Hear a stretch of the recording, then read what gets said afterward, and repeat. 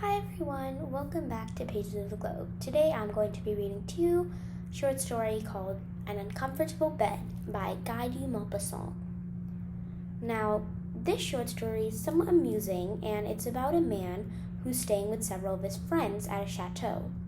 Now, this man knows that his friends are fond of practical jokes, so when he arrives at the chateau, when his friends greet him so enthusiastically and are laughing too much at dinner, the man knows that his friends are going to prank him. The funny part is that he works himself up into such a state about how his friends are laughing and how they're probably going to prank him. And so it's quite funny to see what's happening. Now, this is definitely at first difficult to understand because the friends make fun of him and every time whatever he does becomes a joke. But like I said before, it's difficult to understand as readers because we need to concentrate between the lines. It's also obvious that whatever the friends did were to make him frightened, because why else would they do that? So all of his actions are very funny, though he does not feel that. Humor is definitely an integral part of this short story, and the narrator arrives at the hunting lodge and immediately begins to suspect that his friends are planning a practical joke. And he's absolutely convinced that he's going to be the target of a prank. And he declares that he can smell a practical joke in the air as a dog can smell game. Now, he is definitely convinced that his friends have something humiliating in the mind for him, but he can't figure out what it is, so he just has to be cautious the entire day. Now, this is definitely one of Guy de Maupassant's more lighter short stories, and I don't want to reveal the entire ending, but I will say it does make for a pretty interesting twist. Now, if you wanted to dig deep, you could definitely find some interesting points in the story, like the irony, the paranoia that comes from trying to make his friends not play a humiliating trick on him, and the distrust that he has in his apparently really good friends. Now, obviously, the story is going to be more profound than it first comes across as, so I would recommend that you listen closely and try and dig deep for the message. Without further ado, let's get on to the story. If you would like to learn more about the author, you can check out my previous videos. Remember to like, share, subscribe, and comment down which short story you would like to hear next. An Uncomfortable Bed by Guy de Maupassant. One autumn, I went to spend the hunting season with some friends in a chateau in Picardy. My friends were fond of practical jokes. I do not care to know people who are not. When I arrived, they gave me a princely reception, which at once awakened suspicion in my mind. They fired off riffles, embraced me, made much of me, as if they expected to have great fun at my expense. I said to myself, "Look out, old ferret, they have something in store for you." During the dinner, the mirth was excessive, exaggerated. In fact, I thought, here are people who have more than their share of amusement and apparently without reason. They must have planned some good joke. Assuredly, I am to be the victim. Attention! During the entire evening, everyone laughed in an exaggerated fashion. I scented a practical joke in the air as a dog scents game. But what was it? I was watchful, restless. I did not let a word or a meaning or a gesture escape me. Everyone seemed to me as an object of suspicion, and I even looked distrustfully at the faces of the servants. The hour struck for retiring, and the entire household came to escort me to my room. Why? They called to me good night.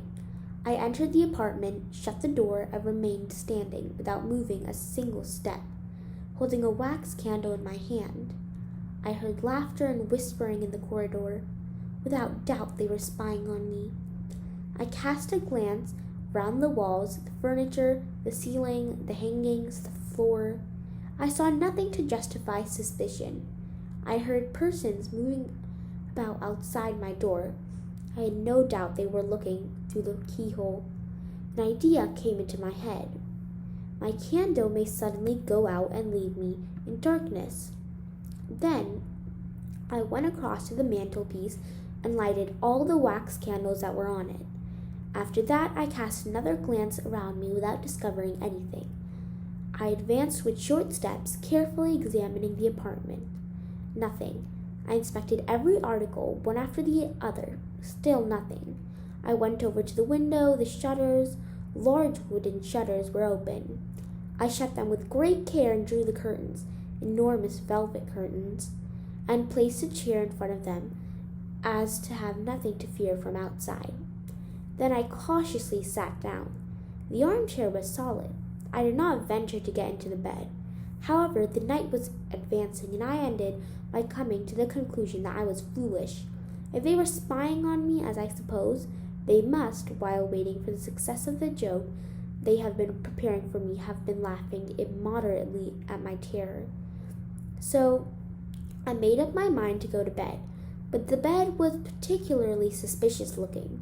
I pulled at the curtains. They seemed to be secure. All the same, there was danger. I was going perhaps to receive a cold shower, both from the overhead, or perhaps the moment I stretched myself out to find myself sinking to the floor with my mattress.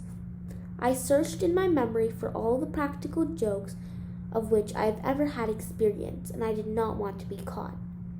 Certainly not, certainly not. Then I suddenly bethought myself of a precaution which considered ensured safety. I caught hold of the side of the mattress gingerly and very slowly drew it toward me. It came away, followed by the sheet and the rest of the bedclothes. I dragged all these objects into the very middle of the room, facing the entrance door. I made my bed over again as best as I could, at some distance from the suspected bedstead at the corner, which had filled me with such anxiety. Then I extinguished all the candles, and groping my way, I slipped under the bedclothes. For at least another hour I remained awake, starting at any startling noise.